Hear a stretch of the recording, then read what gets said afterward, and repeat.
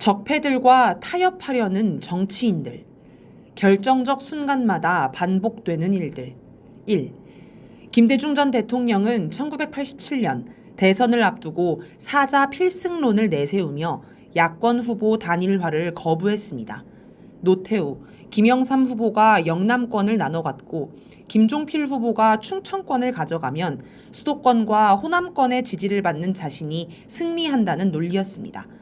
하지만 선거 결과 야권 분열의 어부지리로 신군부 2인자였던 노태우 후보가 승리했고 김대중 후보는 3위에 그쳤습니다. 지역주의의 최대 피해자였던 김대중 전 대통령이 지역주의를 전제로 한 사자 필승론을 내세운 건 참으로 역설적입니다. 2. 2016년 박근혜 퇴진 촛불이 거세게 타오르자 문재인 민주당 전 대표는 10월 26일 긴급 성명을 통해 거국 중립내각을 제안했습니다. 국회가 추천하는 국무총리와 거국 중립내각을 받아들이고 대통령 권력을 이양하면 임기를 보장하겠다는 것입니다. 박근혜 정권 퇴진 비상국민행동은 국민은 루비콘강을 건넜는데 야당이 오히려 눈치를 보고 있다 라며 문재인 전 대표의 제안을 비판했습니다. 그런데 당시 여당이던 새누리당이 거국 중립 내각을 덜컥 수용하자 민주당은 이런저런 이유를 들어 거부하는 황당한 태도를 보였습니다. 11월로 넘어가 박근혜 대통령이 스스로 물러날 기미가 안 보이자 촛불국민은 국회가 나서서 탄핵하라고 요구했습니다. 그런데 문재인 전 대표는 11월 20일 국회에서 대통령이 결단을 내려준다면 명예롭게 퇴진할 수 있도록 협력하겠다. 퇴진 후에도 대통령의 명예가 지켜질 수 있도록 최대한 노력하겠다라고 제안했습니다. 스스로 물러나면 사법 처리를 하지 않겠다는 말입니다. 이에 야권 내에서도 마치 대통령에 당선된 것처럼 말한다. 지나치게 안전운행만 하려고 한다. 광장에서는 시민의 분노가 극에 달했는데 이를 대변하지 않는다라는 비판이 쏟아졌습니다. 3. 조국혁신당 조국 대표는 5월 17일 국회에서 기자회견을 열어 개헌을 통해 윤석열 대통령의 임기를 단축하는 방안을 제시하며 윤 대통령이 명예롭게 자신의 임기 단축에 동의하고 우리가 말하는 개헌에 동의한다면 지금까지의 국정운영 실패, 무능, 무책임에도 불구하고 대한민국 헌법을 바꿨다는 점에서 기여한 대통령으로 역사에 남을 것이라고 했습니다.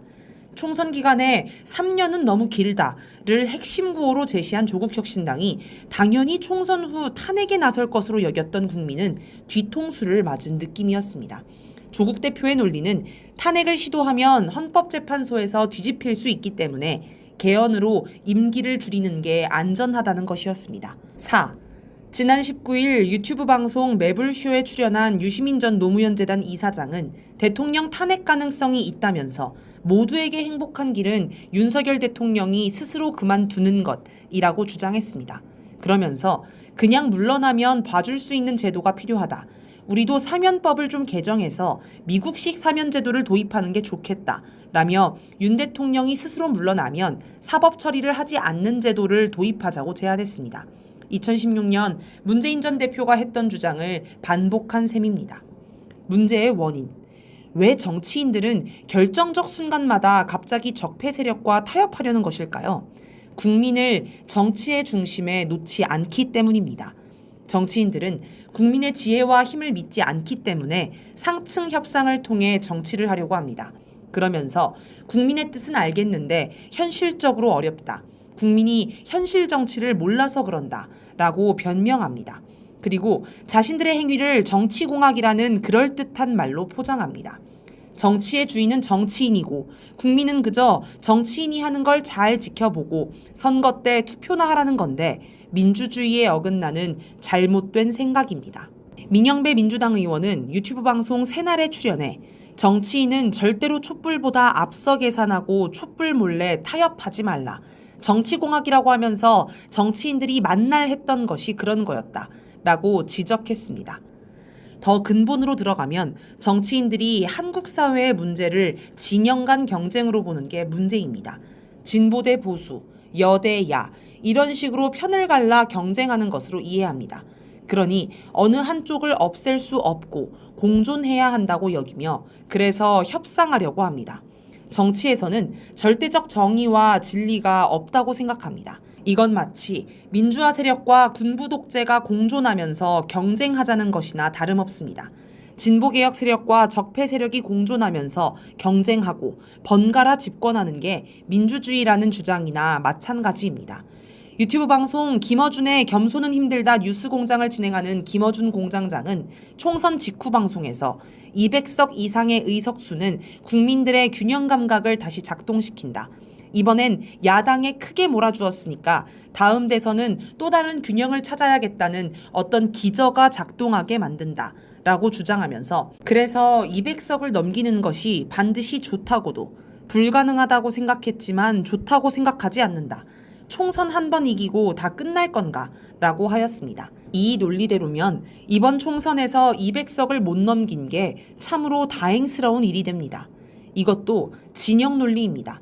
절대선은 없고 민주당과 국힘당이 경쟁하는 구도 속에서 정치공학적으로 얼마의 의석을 차지하는 게 더 이득인지 계산하는 것입니다. 2005년 11월 27일 유시민 당시 열린우리당 국회의원이 10년 집권하면 많이 한 거다. 야당하면 어떠냐.